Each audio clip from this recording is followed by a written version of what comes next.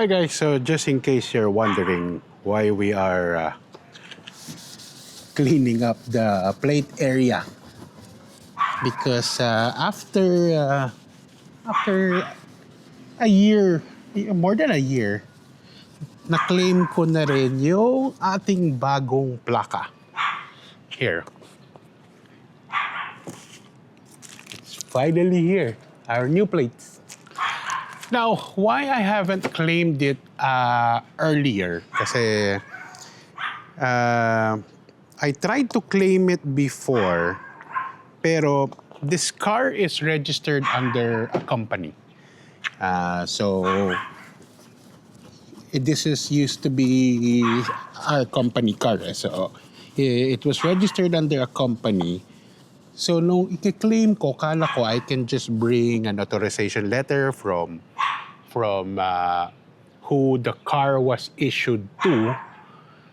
So para ma-claim ko yung license plate. Yung pala, I needed a secretary certificate from the board na ino-authorize ako to pick up the plate. So sabi ko, sige, sa sunod ko na aasikasuhin yon because there was already plans of me transferring the ownership under my name diretso para wala nang issue. Just a week ago, I did exactly that. I transferred the paperwork, and the steps that I did was, so the first thing is you need a secretary certificate nominating someone from the company as the authorized representative. And then the authorized representative has to create a deed of sale between them and me so that meron deed of sale. From there, we went to LTO para ipa-stencil. Yun yung sabi sa amin, go to LTO para ipa-stencil. But when we got there, so we started the day around 8:30 in the morning. Pagdating namin doon, sinabihan kami na hindi namin maabot yung stencil eh. Parang ang lalim eh, ganun.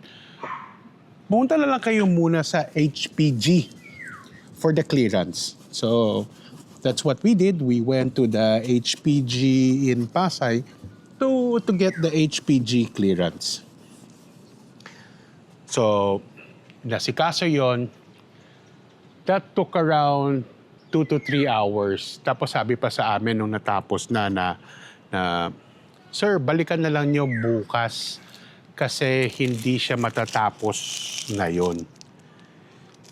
So, nakiusap lang kami kung pwede ba ngayon kasi nga, ngayon lang ako pwede asikasuhin yung papeles.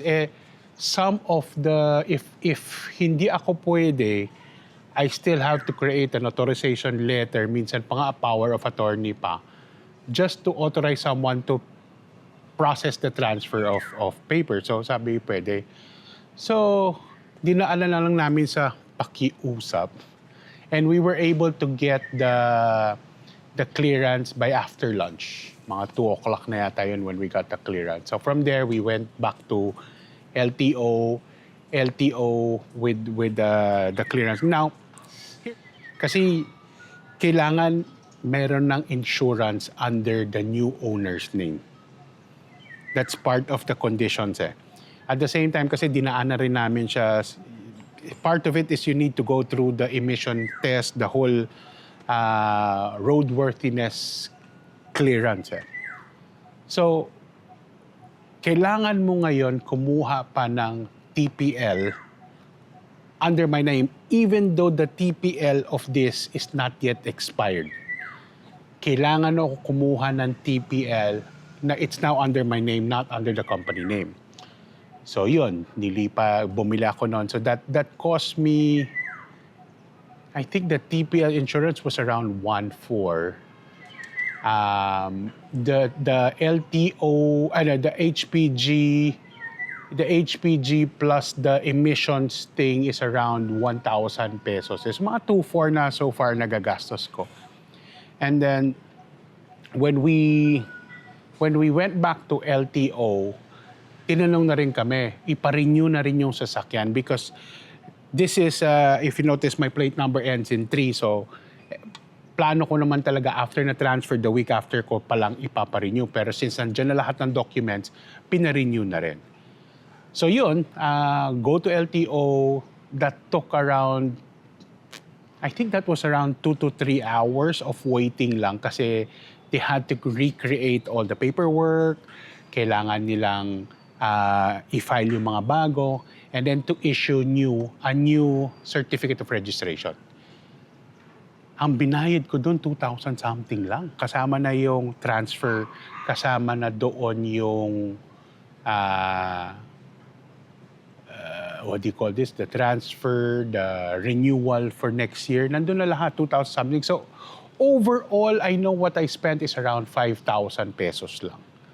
Obviously, hindi kasama yung mga miscellaneous, yung mga parking, yung mga pakiusap, and of course, our meals during the day. Pero, so in case you actually are thinking of how to transfer it, it's actually a lot easier. I wasn't expecting na matatapos ako in one day. I was expecting this to be a 2 to 3 day thing, no? So surprisingly, just make sure you have all the documents, that you have if it's a company car, you need to have a secretary certificate, the deed of sale from the company to you, and obviously the secretary's ID with 3 signature, the authorized representative's ID and signature, and obviously the new owner's ID and signature. Tapos yun na. That's pretty much what you need. Then you go to HPG for the clearance. That's basically what you need. Now, if it's a private to private, so all you need is a deed of sale and then the ID of the 2 parties with 3 signatures. That's it. So, since the ownership is now under my name, so I went to LTO today to pick up my plates. That took, 30 minutes lang. So they just looked at the new OR. They check it on the records that the new plate is actually with them. And yan, pirma ka lang. And then, papahawak sa yung plaka mo, tapos pipicturean ka para kang prisoner. And then, that's part of to make sure na pag may issue yan next time, papakita nila yung picture. Na-claim mo na yan, ikaw yan mismo. Okay, so thank you very much. So that's how you transfer ownership of a company car. Okay?